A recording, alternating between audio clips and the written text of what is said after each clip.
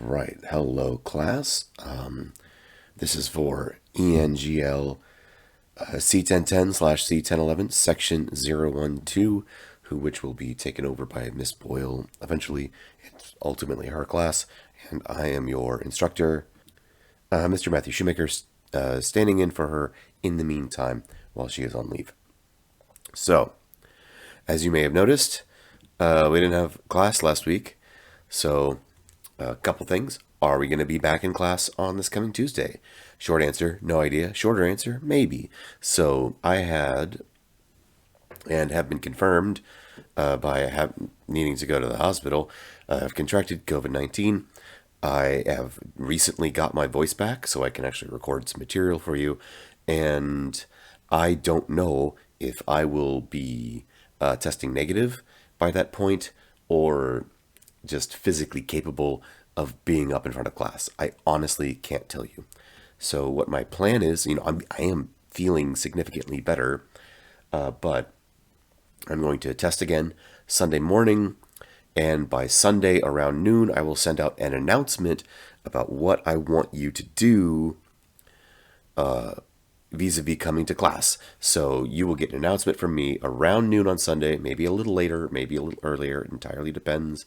My sleep schedule is completely off the rails with this whole COVID thing. But I will let you know before the weekend is up whether or not we will be physically back in class on Tuesday. I hope we will be, regardless of me sitting in here recording videos and sort of talking to myself in class. The in-class environment is always more fruitful for explaining concepts and making sure that students understand things.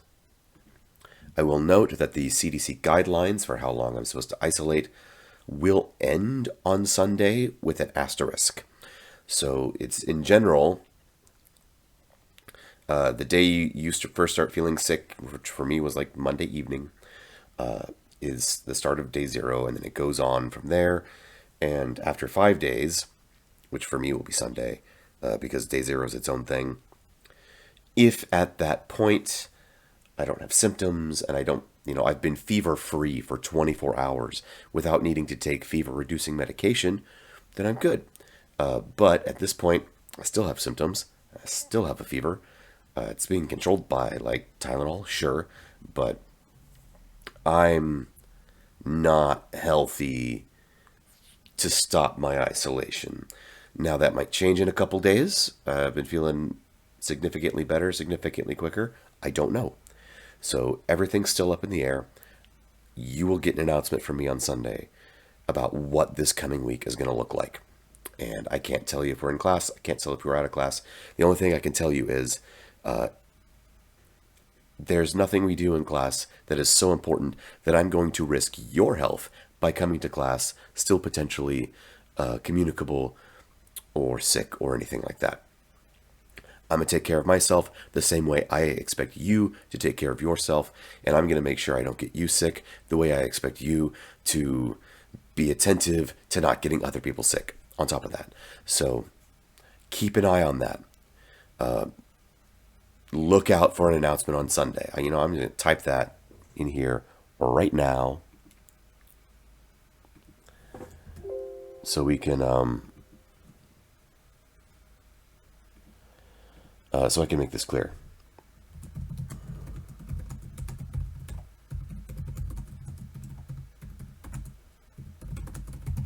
There we go. So yeah, just keep an eye out for an announcement on Sunday about whether or not we're physically back in class. So things to do to catch up, because we missed 2 days, and that's a lot of time at the beginning of the semester. That's not time that we can just sacrifice and be like, oh, well, teacher was sick. At the university level, they don't really do substitute teachers. I'm also morally opposed to substitute teachers at the university level because those people don't get paid. If they're going to work, they should get paid. If the university cared enough to have subs for sick people, then they would pay subs. So if they're not going to pay, then I'm not going to make someone do the work. So things to do to catch up. First, finish this video. Seriously, you're already here watching it. Just play it out to the end. It's not that long. 2, finish this playlist. So the videos are going to cover readings and concepts meant for class that I intended to go over in class.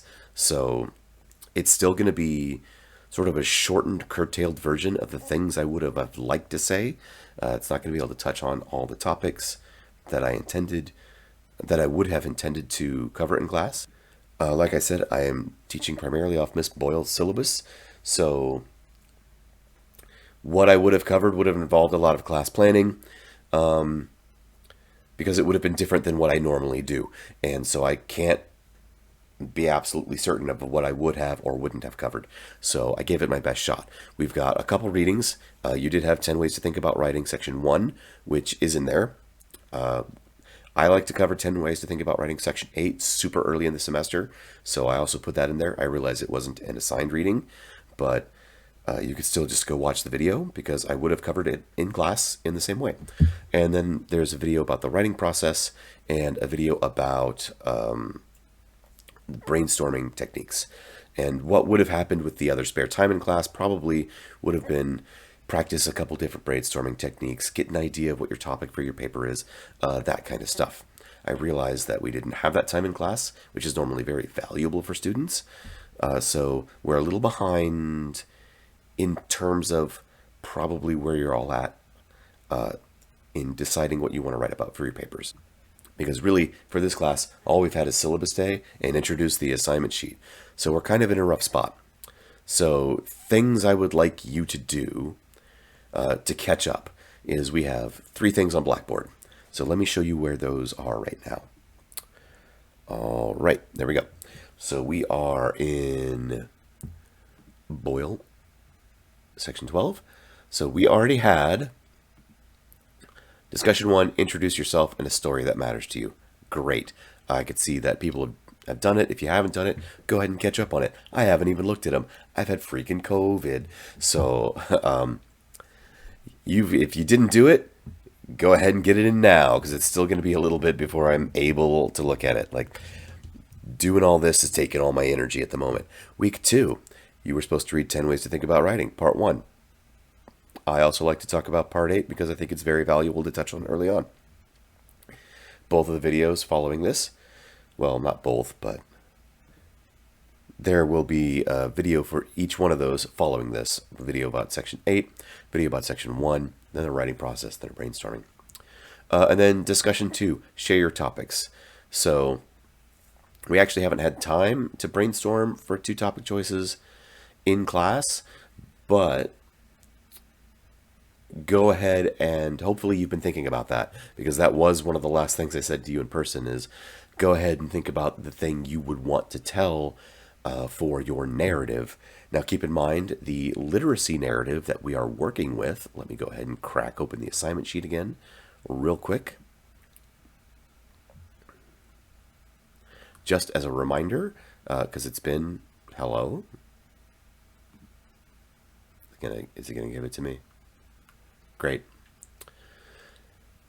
You're writing basically a story, and in this case, your narrative is, I believe it's a literacy narrative. Yep, a specific literacy that is important to you. Traditional literacy narratives ask you to talk about reading or writing. We are going with a much broader interpretation of that. Basically an area that you are an expert in that allows you to communicate with other people in a way that you otherwise wouldn't be able to. If you're really into music, you could talk about music theory with another musician, and people who aren't musicians will be completely lost. If you're really into art, same kind of thing. Color theory, you could talk about, and people who aren't artists won't understand. For my own personal life, I was in the military, so I have some cultural literacy that maybe not everyone does, and I can engage with other people who are or were in the military in a way that people who never were weren't. Or also from my personal life, I enjoy tabletop role-playing games. I play Dungeons & Dragons. It's a hobby of mine. It's got its own lingo. It's got its own literacy to it. And there are stories there that I could tell about interesting moments or how I got into it in the first place. Even something simple as like, sports. I've listened, like, I don't really know a lot about sports, even though I sometimes use analogies in class. You get to the point where it's like, okay, two people who are really into basketball, who know a bunch of players and coaches and rules and different like situations and stuff. I've listened to people have that conversation and not been able to follow the conversation because they're literate in a thing that I'm not. So if you haven't thought about a topic, if you don't have something selected, really we got to buckle down. And it's not your fault. It's not really anybody's fault. I'm not going to blame myself for getting COVID. I'm going to blame one of my colleagues for giving it to me. I'll pass the buck on that one because had to be one of them. I'm a shut-in. I don't go anywhere. So if you haven't thought about what you might want to write about, my golly, you got to get that nailed down as soon as possible. So what you want to do for discussion 2 to catch up on it and take the next few days, like I know the due date says the 17th or the 27th. Nah, man, we pushing that back. We are pushing it back to at least the 29th. So give it a couple days extra. I see the little symbol says that nobody's done this yet. Understandable because I've been out and been unable to communicate. So we might end up pushing back Unit 1 a little bit. I don't know. I've got to stick to the syllabus as close as possible, but we're kind of in extenuating circumstances here, little uncharted territory. So go ahead and do discussion 2 as soon as you can. So basically, let's get back to finish the playlist. That'll cover the concepts. That'll cover brainstorming. Then go ahead and get some ideas up on Blackboard. So your ideas that you might want to write about, they don't have to be pretty. They don't have to be well detailed. I just want to see that you're moving in a direction and that you've gotten something picked out. Then we have a couple things in the lab course that we will be working on. So let me show you where those are. So we've got our 012 English Composition 1, but we also have our English Composition 1 lab. I believe I showed this to you last time I saw you in person, and a bunch of you have done the journal. So there's a couple things up. One, there's reading response number 1. Per the syllabus, we have to have reading responses. It's not my personal jam, but I don't make the rules. So really all we've covered this past week would have been 10 ways to think about writing section 1, and I'll count 8 a little bit because I would have gone over it. So all I'm interested in you doing is giving me your thoughts. What has anything been interesting about them? What concepts were useful to you? Anything you found confusing? Anything you disagreed with? I mean, I realize these sections are comparatively short. I think section 1 is just a couple pages long, maybe a page and a half and a little bit. And then section 8 is like just about 2 pages long. So go and watch the videos, or you can go and do the reading. I don't know if her reading links to the whole thing. Let me check on that while I'm thinking about it, because my brain is currently mashed potatoes. All right, that was week 1. It's week 2. Oh, week 3. Okay, some of this says August. Week 3 still says January. We're having a good time. We're all just trying to get by. Okay, so it links to the whole thing. So you can read section 1 and you can skim section 8 if you would like in order to do the reading discussion.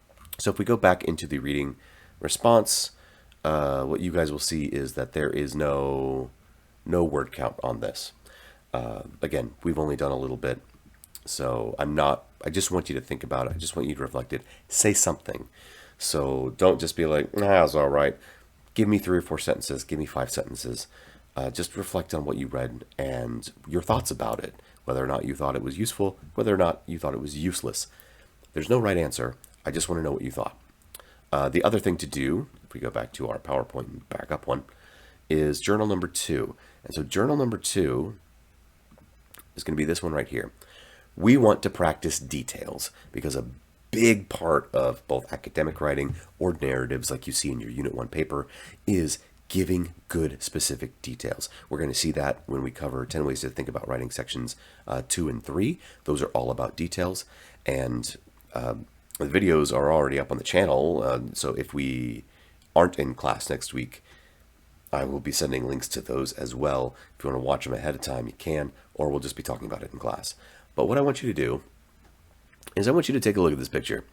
This is a cool dude. Totally the coolest of dudes, as I note here. What I want you to do for this is I want you to try and describe this picture to the absolute best of your ability. And most importantly, write as if you're writing to someone who can't see it. The goal here is to take the mental, use your words to put the mental image in the head of your reader that looks exactly like this. So you want to describe everything down to as specific as you possibly can. Every little thing in the world. So, for example, if I Google image search dog with motorcycle, not all of them end up coming looking like this. Like sometimes dog is on motorcycle like that, like or is with a person or is in a sidecar. So using simple descriptive things like it's a dog with a motorcycle, that's actually not very helpful. We'll see that when we talk about the phrase, I have a little green ball. So pick out specific details and tell me what those details are. So hopefully I, as your reader, will see this image in my head. Now, something I encourage you to do, even with small assignments like this, is to use pre-writing techniques, is to do things like brainstorming on even an assignment like this. So you can, if you don't know what to say about an image like this yet, start listing. Crack open a Word file and just start bullet points of every little thing you see, just to make sure that you in fact aren't missing anything, and then go ahead and turn it into sentences and then a paragraph that you could put into this. So the writing process, it applies to everything, even little projects like this one, where it's just, oh, it's the weekly journal in my class. It's low stakes. It's not a big deal. Well, pre-writing can really help you here. Make sure you got all your details straight. Then you draft it up, then you revise it, make sure you didn't miss anything, proofread it, so on. So your post should be at least 250 words long in order to make sure that you've pulled out a good amount of details here. So that's what we want to do for the past week that we missed. So that's what we're catching up on right now. If it takes a couple extra days, you know what? It takes a couple extra days. The critical things to do, I would say, to get done as soon as possible are honestly discussion 2. Go ahead and get your topics for your essays thought out, get them put up there. Make sure that you have a good understanding maybe of what you want to write about. If you're confused about what kind of topics are okay, if you don't know if a particular topic is good for the Unit 1 assignment, please email me and ask for feedback. I will be happy to give you the best direction I can.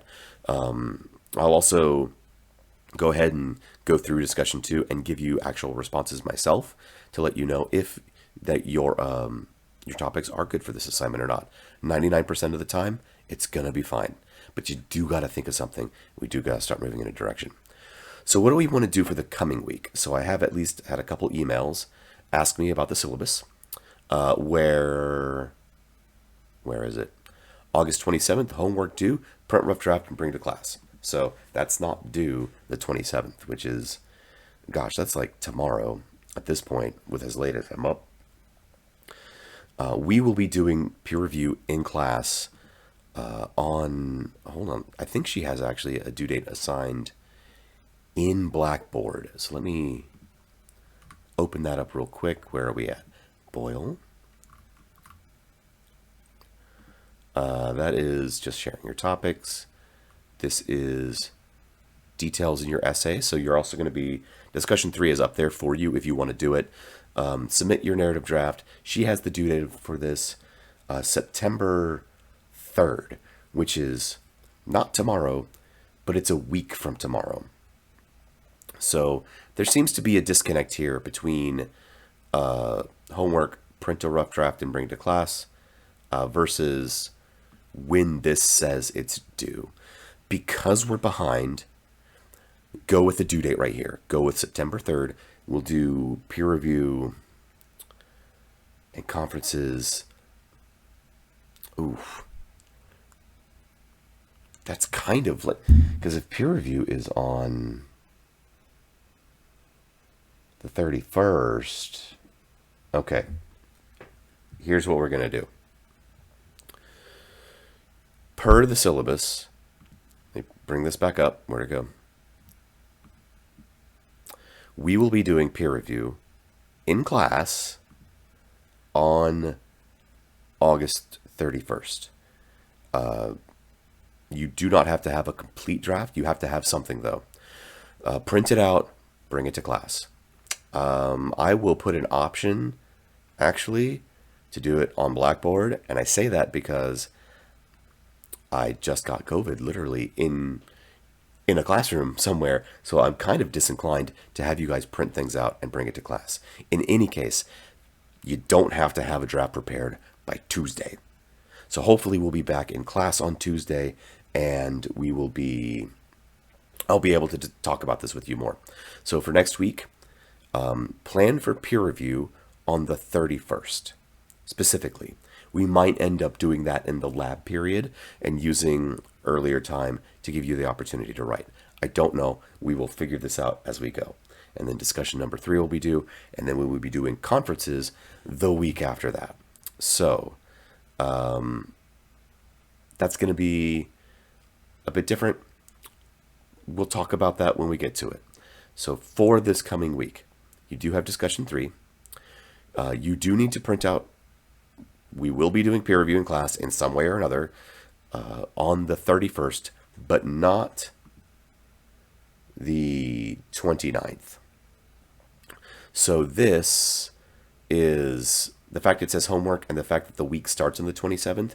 You don't have to have it due on the 27th. I know I've gotten a couple emails about that because this isn't abundantly clear like when assignments are due.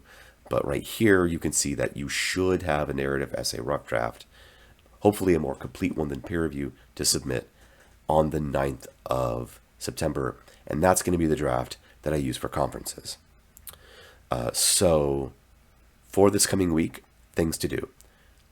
Well, one last pass. Things to catch up on. Watch the stuff we missed. Do discussion 2. Absolutely. That's priority number 1. Journal 2 if you can get to it. Reading response 1 if you can get to it. You should do them eventually, but those are lower priority right now. For the coming week, check on Sunday to see if we're going to be physically in class. I hope we are, but I don't know. And then we will be doing peer review in some way on the 31st.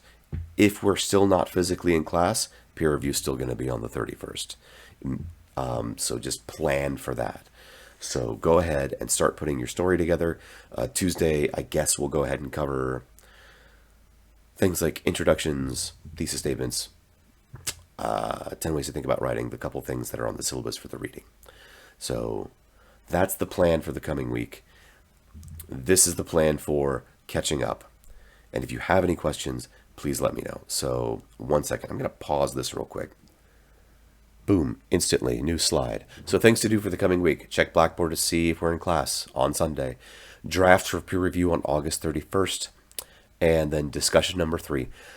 We might end up not having an in-class journal for the lab because peer review takes priority. It is a really important part of the process. And in the effort of catching up, we're going to focus on that. So that is the plan for things we need to catch up on. This is the plan for the coming week. Things that are due. And then, oh, you know what? I'll put that on. Okay, I'm back.